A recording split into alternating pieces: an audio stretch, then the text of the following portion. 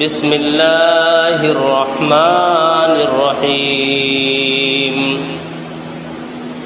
اولا يرون انهم يفتنون في كل عام مرة او مرتين ثم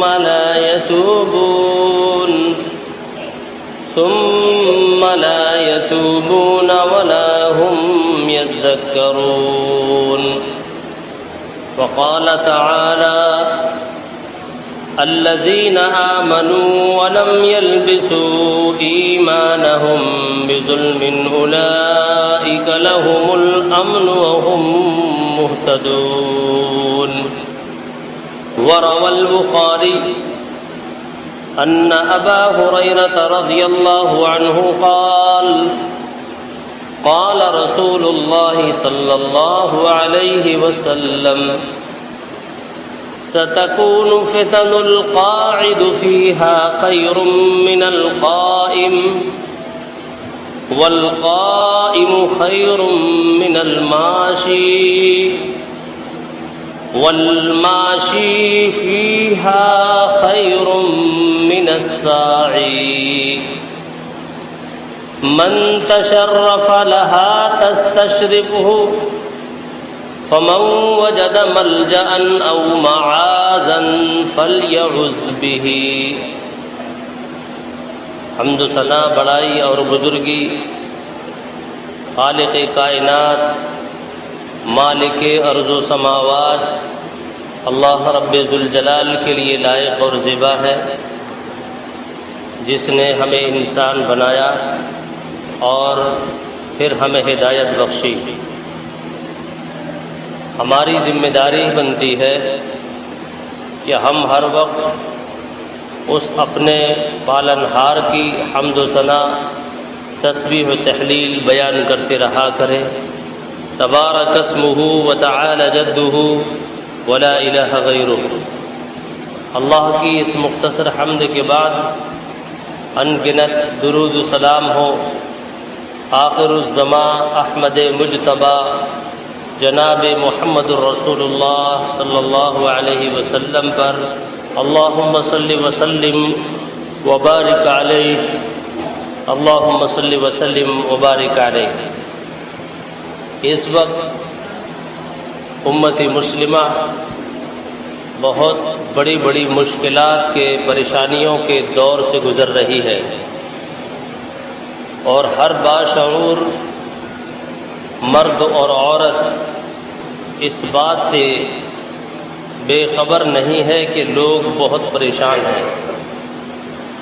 کوئی اپنی معاشی حالت کو لے کر پریشان ہے، کوئی اپنی بیماری کو لے کر پریشان ہے، کوئی اپنی ضرورتوں کو لے کر پریشان ہے، کوئی اپنے بزنس کو لے کر پریشان ہے. لیکن سب سے بڑی پریشانی اس وقت ہے اگر اس ملک کے اندر، تو وہ پریشانی یہ ہے کہ امت مسلمہ اس وقت محفوظ نہیں ہے. چاروں طرف مسلمانوں پر مظالم پر مظالم ڈھائے جا رہے ہیں. ان کی جان کی، ان کی مال کی پرواہ نہیں کی جا رہی ہے. عوام الناس ایسے بے لگام ہیں کہ ان کے آقا، ان کے ذمہ داران، جن کے ہاتھوں میں ملک کی، صوبے کی باغ ڈور ہے، وہ لگام کس سکتے ہیں، لیکن وہ لگام نہیں کس رہے ہیں الا ماشاء اللہ.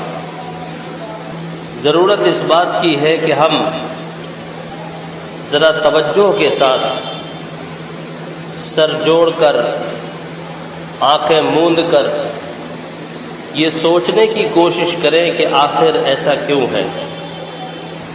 اللہ رب العالمین کی طرف سے کوئی دکھ اور کوئی سکھ، کوئی مشکل، کوئی راحت یوں ہی نہیں آ جاتی.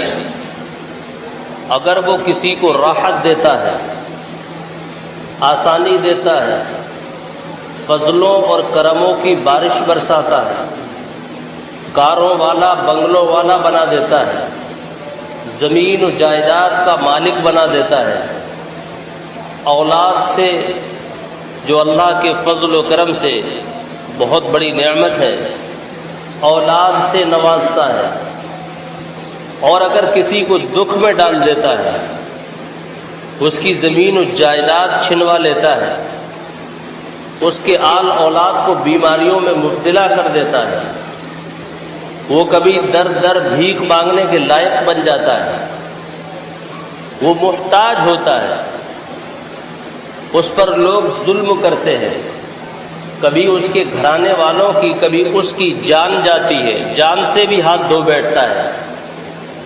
آخر یہ مشکلات، یہ پریشانیاں اور یہ اللہ کے انعامات، اللہ کی رحمتوں فضلوں کی بارش کیوں ہوتی ہے؟ ہم جب قرآن اور حدیث کا مطالعہ کرتے ہیں تو ہمیں پتہ چلتا ہے کہ اللہ اپنی رحمتوں کی بارش بے سبب نہیں کرتا، اور اللہ اپنے بندوں پر عذابات بے سبب نہیں بھیجتا۔ دونوں کا کوئی سبب ہوتا ہے، کوئی فاؤنڈیشن، کوئی بنیاد ہوتی ہے۔ بعض مقامات پر جب ہم قرآن اور حدیث کا مطالعہ کرتے ہیں تو واضح طور پر ہم کو یہ کہا گیا ہے، اے امت محمد صلی اللہ علیہ وسلم کے لوگوں، اے لا الہ الا اللہ محمد الرسول اللہ پڑھنے والے لوگوں، دیکھو کہیں ایسا نہ ہو جائے کہ تم اللہ اور اس کے رسول محمد صلی اللہ علیہ وسلم کی مخالفت کرنے لگو۔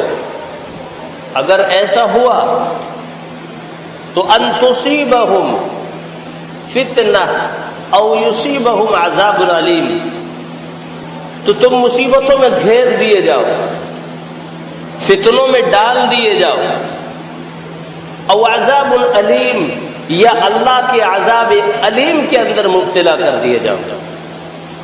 اور یہ پوری دنیا اور دنیا کی ہسٹری گواہ ہے، جو قرآن اور حدیث کا مطالعہ کرنے سے ہم کو معلوم ہوتا ہے کہ جب جب جس قوم نے اپنے پیغمبر کی تعلیمات کی مخالفت کی، اس کی اطاعت سے روگردانی کی اور اس پیغمبر کی نافرمانی کی، اپنے رب کی نافرمانی کی، تو اللہ رب العالمین نے اس پوری قوم کو عذاب کے اندر مبتلا کر دیا ہے، بلکہ پوری قوموں کو ہلاک کر دیا ہے۔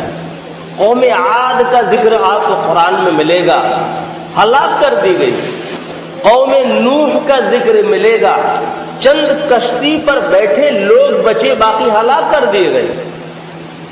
قوم ثمود کا ذکر قرآن میں آپ کو ملے گا، ہلاک کر دی گئی۔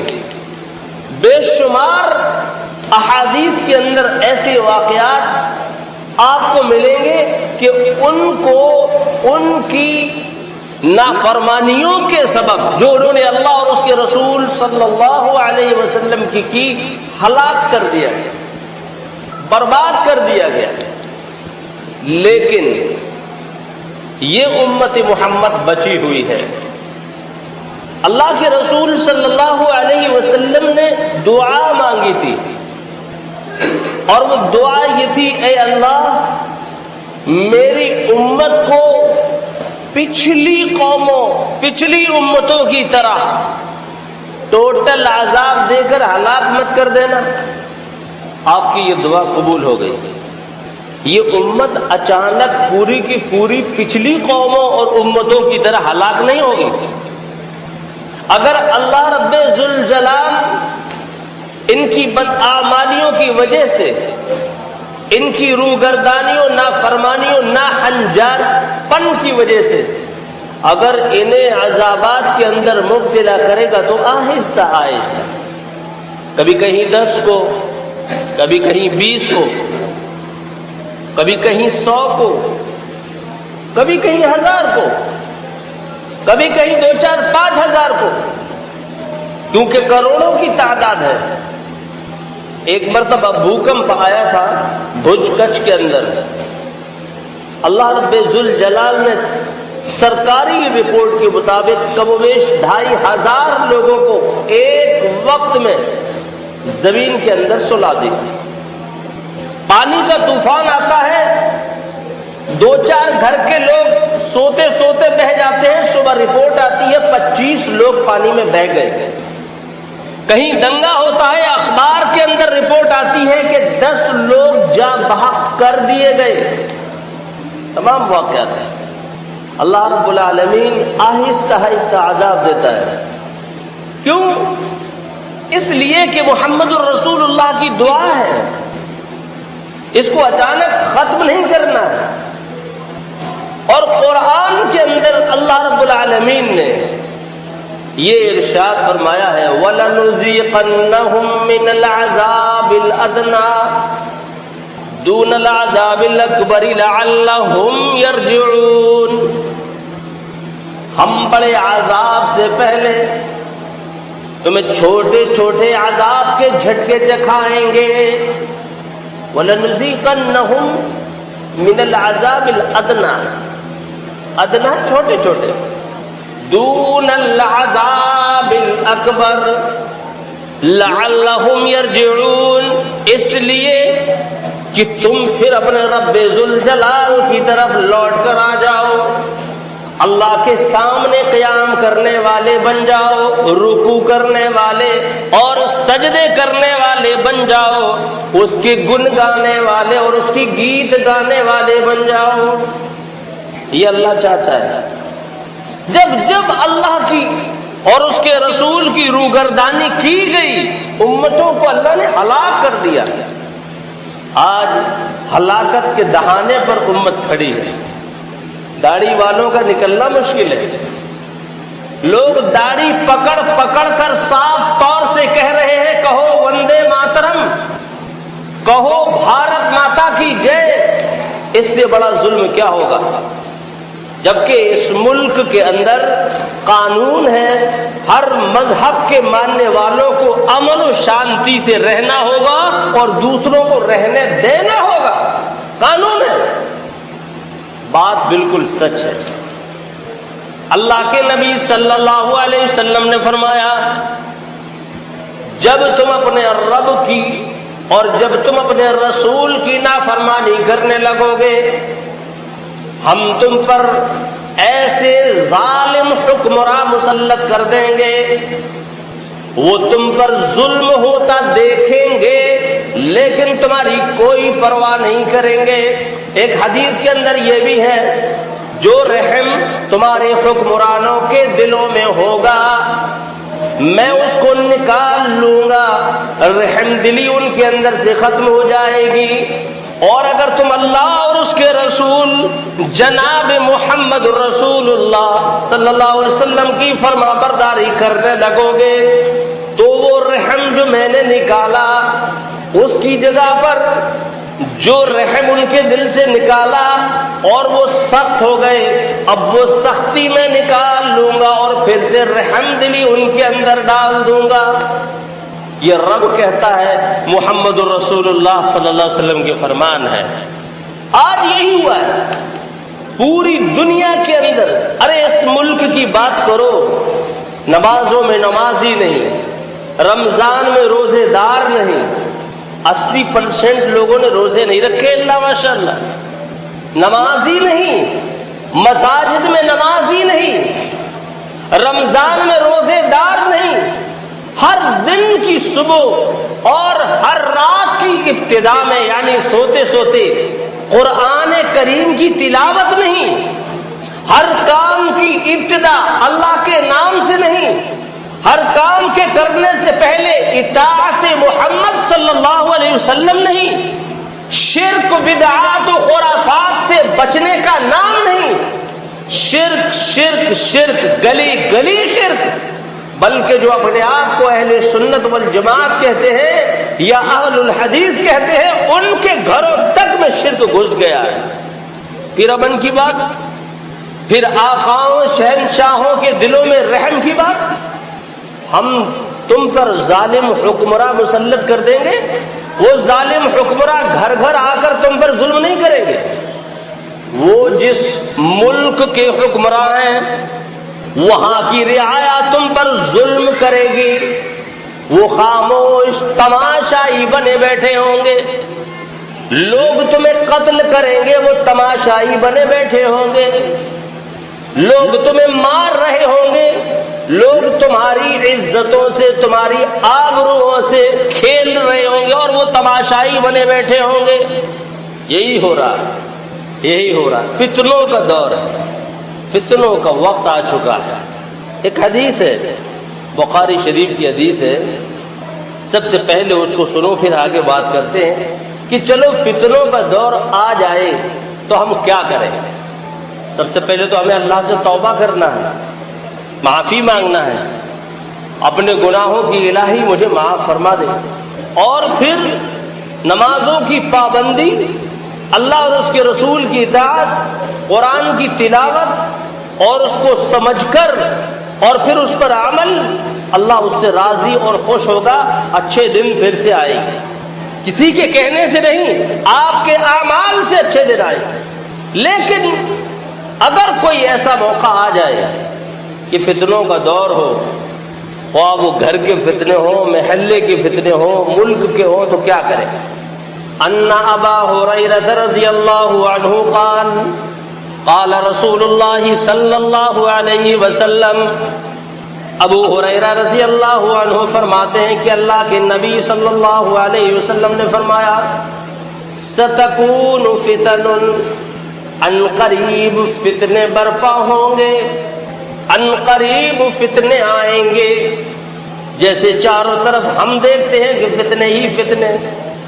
القاعد فیہا خیر من القائم، ان فتنوں کے دنوں میں جب فتنے آ جائیں، القاعد فیہا خیر من القائم، جو شخص بیٹھا ہوگا وہ کھڑے ہونے والے سے بہتر ہوگا، والقائم خیر من الماشی، اور جو شخص کھڑا ہوگا وہ شخص چلنے والے سے بہتر ہوگا، والماشی فیہا خیر من الساعی، اور جو شخص چل رہا ہوگا وہ شخص دوڑنے والے سے بہتر ہوگا۔ اس کا کیا مطلب ہوا؟ اس کا مطلب یہ ہوا کہ جو شخص بیٹھا ہو وہ کھڑے سے بہتر ہے، وہ بیٹھا ہی رہے، کھڑے ہونے کی جرت نہ کرے۔ والقائم خیر من الماشی، اور کھڑا ہونے والا چلنے والے سے بہتر ہے، جو کھڑا ہو وہ کھڑا ہی رہے، چلنے کی کوشش نہ کرے۔ والماشی فیہا خیر من الساعی، اور چلنے والا دوڑنے والے سے بہتر ہے، وہ چلتا ہی رہے، دوڑنے کی کوشش نہ کرے۔ یہ تین چیزیں ضروری اور اہم ہیں۔ آج سینہ تان کر لوگ اگر نکلتے ہیں، میں ان ظالموں سے بدلہ لے لوں گا، میں ان کو مار دوں گا، میں ان کو سبق سکھاؤں گا اور شہید ہو جاؤں گا، وہ مورخ ہے، وہ قوم کے دشمن ہے، جیسے آج ہو رہا ہے۔ ابھی آپ نے سنا ہوگا کشمیر کے اندر 4 یا 5 لوگوں نے غیر مسلموں پر گولی چلا دی، چند کو مار دوں گا۔ تمہارے مسلمان بھائیوں کو کتنا ظلم و تشدد سہنا پڑے گا، ان پر کتنے مظالم ڈھائے جائیں گے۔ اگر تمہارے اندر یہ عقل، یہ شعور نہیں ہے تو کیا ضرورت ہے ایسے کام کرنے کی؟ یہ شہادت حاصل کرنا نہیں ہے، یہ جہاد نہیں ہے، بلکہ جہاد کے نام پر کلنک اور دھبا ہے۔ ایک طرف تم مارو اور دوسرے طرف انہی مرنے والوں کو سہلائیں، تیسری طرف ملک کے بیچوں بیچ غیر مسلم مسلمانوں کو داڑھی پکڑ پکڑ کر مارے۔ وار ہندوستان، یہ ہمارا ہندوستان ہے، ایک مار رہا ہے، اسی کا بھائی سہلا رہا ہے، جس کو مارا گیا ان کے بھائی دوسری جگہ بدلہ لے رہے ہیں۔ لیکن ہمارا آقا اس ظلم و تشدد کو بیٹھا بیٹھا دیکھ رہا ہے. اس کو ہٹلر کی حکومت نہیں تو اور کیا کہا جا سکتا ہے؟ اللہ نے قرآن اور حدیث میں بتایا اگر یہی الفاظ مان لو کہ ہم تمہارے اوپر تمہاری بدعمالیوں کی وجہ سے ہٹلر مسلط کر دیں گے تو آج ہٹلر جیسے ذمہ داران ہمارے اوپر مسلط ہیں. لہذا چلنے کی ضرورت نہیں ہے. جو بیٹھا ہو وہ بیٹھا رہے, جو کھڑا ہو وہ کھڑا رہے, جو چل رہا ہو وہ چلتا رہے بس. اور جو دوڑ رہا ہو دوڑنے والے کی دوڑ کو دیکھ کر چلنے والا نہ دوڑے, کھڑے والے کو کھڑا دیکھ کر بیٹھنے والا کھڑا نہ ہو. ویسے ہی تھمے رہو اور اللہ اللہ اللہ اللہ کرو بس. من تشرف لہا تستشرف, جو کوئی تم میں سے ان فتنوں کی طرف جھانک کر دیکھے گا تستشرف ہو تو وہ فتنے تمہیں بھی لپیٹ لیں گے. اگر تم فتنوں سے بچنا چاہتے ہو گھروں میں بیٹھو, جہاں رہ رہے ہو وہاں رہو, زیادہ اپنی بہادری, زیادہ اپنا مجاہد پن, زیادہ اپنے شہادت کا ذوق اور شوق دکھانے کی ضرورت نہیں. اس سے تم بھی پریشان ہوتے ہو اور تمہارے بھائیوں کو بھی قتل کیا جاتا اور مارا جاتا ہے. من تشرف لہا تستشرف, جو کوئی ان فتنوں کی طرف جھانک کر دیکھے گا تستشرف ہو تو وہ فتنے اسے بھی لپیٹ لیں گے.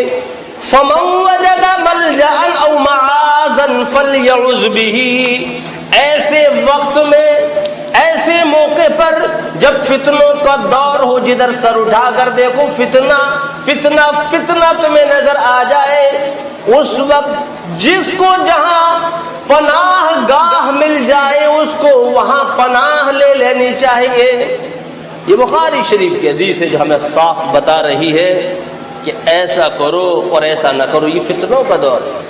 اپنے آپ کو پہلے سدھارو اور اس کے بعد دیکھو اللہ رب العالمین کی طرف سے رحموں اور کرموں کی بارش ہوگی انشاءاللہ. اللہ کی طرف سے فضلوں اور کرموں کی بارش ہوگی انشاءاللہ. لیکن وہیں پر ایک دکھ بھری داستان بھی ہے. اللہ کے نبی صلی اللہ علیہ وسلم نے اپنی امت کے کچھ حالات سے ڈر ظاہر کیا ہے, خوف ظاہر کیا ہے. وہ کیا ہے؟ انما اخاف علی امت الائمۃ المضلین, میں اپنی امت کے گمراہ کر دینے والے ائمہ سے ڈرتا ہوں. ائمہ امام کی جماعت.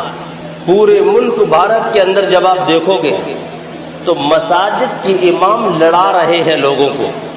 وہ صاف طور سے مساجد کے امام کہہ رہے ہیں آؤ میری سنو, آؤ میری مانو اور میری ہی مانو, اور اگر تم نہیں مانتے تو تم کافر ہو. دیکھو ٹیلی ویژن پر بریلوی حضرات کے بعض علماء نے اہل حدیثوں کو صاف طور سے کافر مانا ہے, مسلمان مانا ہی نہیں. صاف کہا یہ مسلمان کہاں ہے, یہ مسلمان کہاں ہے؟ اللہ کے نبی نے فرمایا انما اخاف علی امت الائمۃ المضلین, میں گمراہ کر دینے والے اپنی امت کے ائمہ سے ڈرتا ہوں. یہ گمراہ کرتے ہیں اپنی قوم کو اور خود کو حق پر سمجھتے ہیں اور اپنی قوم کو, اپنی جماعت کو اور دوسرے لوگوں کو گمراہ قرار دیتے ہیں اور ہیں خود گمراہ. اللہ کے نبی نے فرمایا میں اپنی امت کی گمراہ کر دینے والے ائمہ سے ڈرتا ہوں. کل ایک رپورٹ مجھے ملی ہے, میرے ایک عزیز دوست ہیں عبد الحمید مدنی اندور ایم پی سے. بڑا افسوس ہوا سن کر. ایک مدرسہ قائم ہو رہا تھا, اس کی بنیاد رکھی جانی تھی. بریلویوں نے صاف طور سے لکھ کر ایپلیکیشن دی پولیس تھانے میں جا کر کہ اس مدرسے کو نہیں بننا چاہیے, یہ ایسے یہ ویسے, یہ ایسے یہ ویسے. یہ کیا ہے؟ انما اخاف علی امت الائمۃ المضلین, میں اپنی امت کی گمراہ کر دینے والے سے ائمہ سے ڈرتا ہوں. انہوں نے بھی پھر پولیس کا سہارا لیا، انہوں نے بھی پھر پریس کانفرنس کی، انہوں نے ان کی پوری رپورٹ، پوری جانکاری ٹیلی ویژن میڈیا پر آئی۔ ابھی آپ نے سنا ہوگا حافظ جنید کو قتل کر دیا گیا، ٹرین کے اندر 52 چاقو لگے، اللہ رب ذوالجلال اس کو شہادت کا مقام عطا فرمانا۔ تھوڑے ہی دن گزرے، چلتی ٹرین کے اندر انور کو گولی سے مار دیا گیا، پیلو خان کو مار دیا گیا۔ ایک لمبی فہرست سے تمام مسلمانوں کو مارا جا رہا ہے، داڑھی پکڑ پکڑ کر مارا جا رہا ہے، گو رکشا کے نام پر لوگوں کو پکڑ پکڑ کر قتل کیا جا رہا ہے۔ اللہ کی قسم وہی دور ہے، چاروں طرف روز ایک نہ ایک خبر سننے کو پڑھنے کو مل جاتی ہے، اور اس وقت ایک پاکھنڈی مولوی کھڑا ہوتا ہے کہ دیکھو یہ مسلمان ہی نہیں ہے، یہ مدرسہ بنا رہے ہیں۔ ابھی 13 تاریخ کی بات ہے، 12 غالباً یا 13 اسی مہینے، ابھی گئی کتنی تاریخ، اوہو اس کی ویڈیو موجود ہے، جو کہا جا رہا ہے وہ سن سکتے ہو آپ۔ کیا ہے یہ؟ میں اپنی امت کے گمراہ کر دینے والے ائمہ سے ڈرتا ہوں۔ اور آگے چلو، یہ بھی بتا دوں، جن لوگوں نے یہ کہا کہ یہ اہل حدیث ہے، یہ پورے مومن و مسلمان نہیں ہوتے، ان کا مدرسہ نہیں بننا چاہیے، لیکن جب تم ان کے اعمال دیکھو گے، یہ قبروں کی پوجا کرنے والے ہیں، مزاروں پر بیٹھنے والے ہیں، چادریں چڑھانے والے ہیں، لمبی لمبی ٹوپی پہن کر مزاروں پہ بیٹھنے والے ہیں۔ اگر تم دیکھنا چاہتے ہو تو امام احمد رضا خان کا مزار ہی جا کر بریلی میں دیکھ لو۔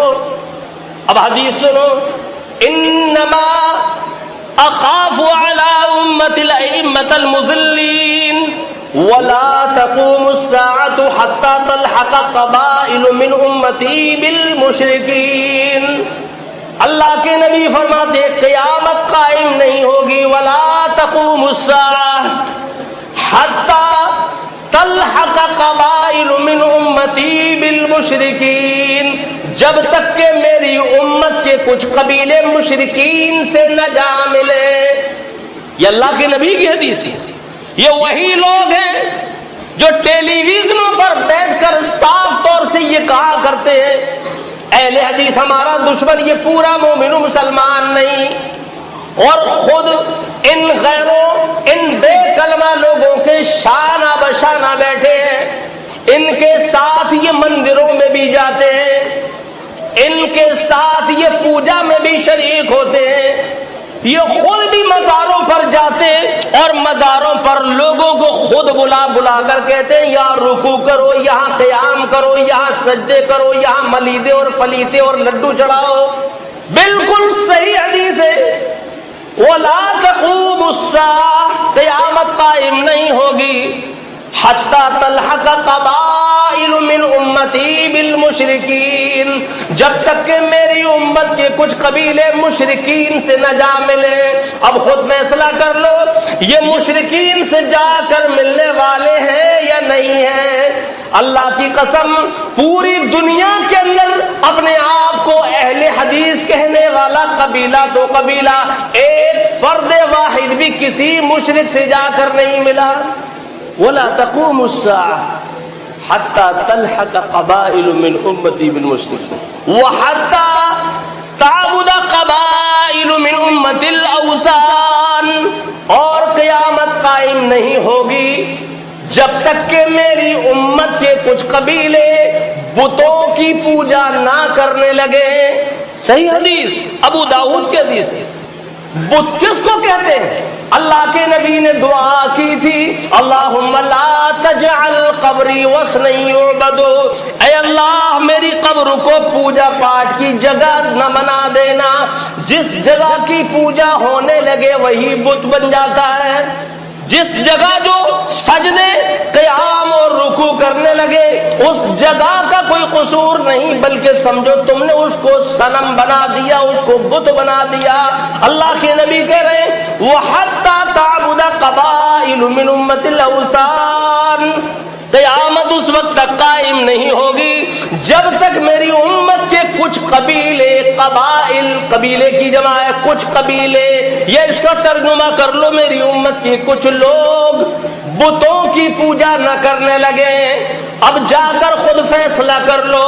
ان بریلویوں کا اہل حدیثوں کے خلاف یہ کہنا کہ یہ مدرسہ بنا رہے ہیں، یہ پورے مومن مسلمان نہیں، یہ خود ان قبیلے والے لوگ ہیں۔ حتی تعبد الاوثان، اللہ کے نبی فرما رہے ہیں جب تک یہ بتوں کی پوجا نہ کرنے لگے، دیکھ لو جا کر ان گھروں میں یہ بتوں کی پوجا کرتے ہیں یا نہیں۔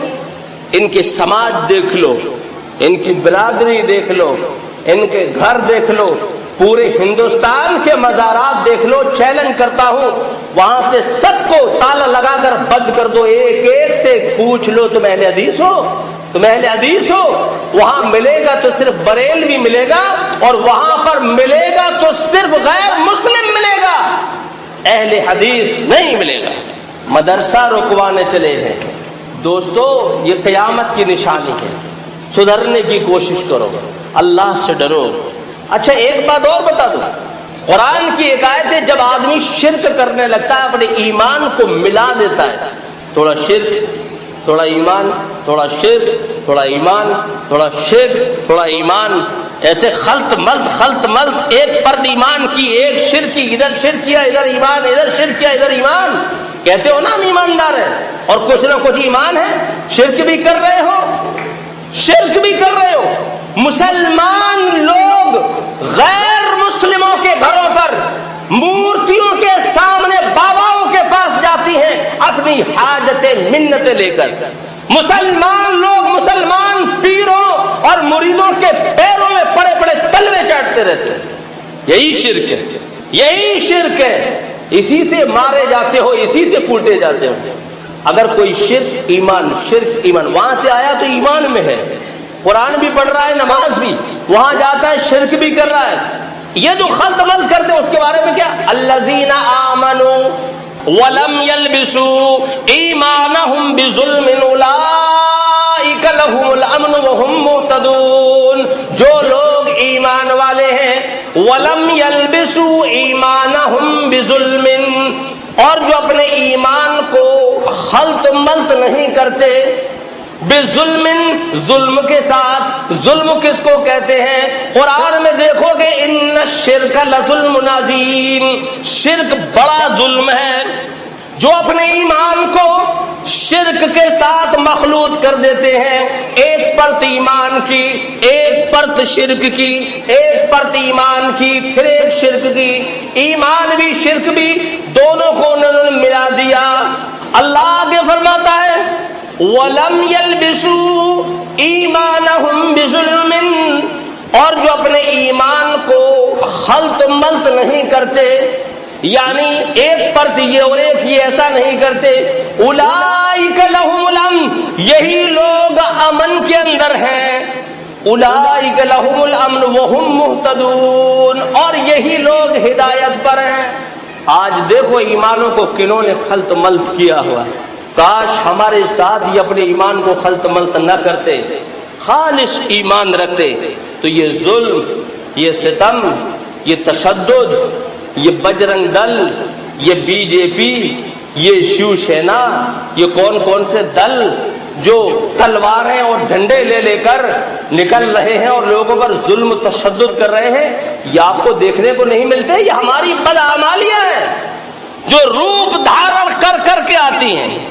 شامت اعمال معصورت نادر گرفت، جب نادر شاہ نے مسلمانوں پر ظلم تشدد کیا تو ایک داڑھی والے نے کہا کہ یہ، اور مسلمانوں کو آرڈر دے کر کہہ رہا ہے مارو، مسلمان سے قتل کروا رہا ہے، اس شخص نے جواب دیا تھا شامت اعمال، یہ ہمارے اعمال ہیں، شامت اعمال جو برا چہرہ بنا کر آئے، ماں صورت نادر گرفت، جس نے نادر شاہ کی صورت اختیار کر لی ہے اور اس نے ہمیں گرفت میں لے لیا۔ یا جو کچھ ہو رہا ہے یہ ہماری بدعمالیاں۔ دیکھو وقت پر نماز پڑھو، قرآن پڑھو، کچھ صدقے خیر خیرات کرو، بڑوں کی عزت کرو، علماء اور اماموں کی عزت کرو، مسجد کی خدمت گزاری کرو، کسی کے عیب مت ٹٹولو، کسی پر ظلم مت کرو، کسی کا مت دبا جاؤ، کسی کا دبا لیا ہو معافی مانگو، اس کو دے دو، سارے عیبوں پر خود پردہ ڈالو، اللہ سے لو لگاؤ، توبہ کرو، اور اس کے بعد دیکھو کیا ہوتا ہے۔ اولا یرون انہم یفتنون فی کل عام مرۃ، یہ لوگ دیکھتے نہیں ہیں، انہم یفتنون فی کل عام مرۃ او مرتین، سال میں ایک مرتبہ یا 2 مرتبہ فتنے میں ڈالے جاتے ہیں، ثم لا یتوبون، اس کے باوجود بھی توبہ نہیں کرتے، ولا هم یذکرون، اس کے باوجود بھی نصیحت حاصل نہیں کرتے۔ دیکھ لو سال میں 2-3 بار، 1 بار 2 بار، 1 بار 2 بار بڑے بڑے فتنوں میں ہم لوگ نہیں ڈالتے۔ توبہ کرو، انشاءاللہ اچھے دن پھر آئیں گے، کسی کے کہنے والے سے اچھے دن نہیں آئیں گے، تمہارے اچھے قرآن و سنت کے مطابق اعمال سے اچھے دن آئیں گے۔ اللہ سے دعا ہے جو کچھ کہا کہنے والے اور سننے والوں کو عمل کی توفیق نصیب فرمائے۔ استغفر اللہ لی ولکم ولسائر المسلمین فاستغفروہ انہ هو الغفور الرحیم۔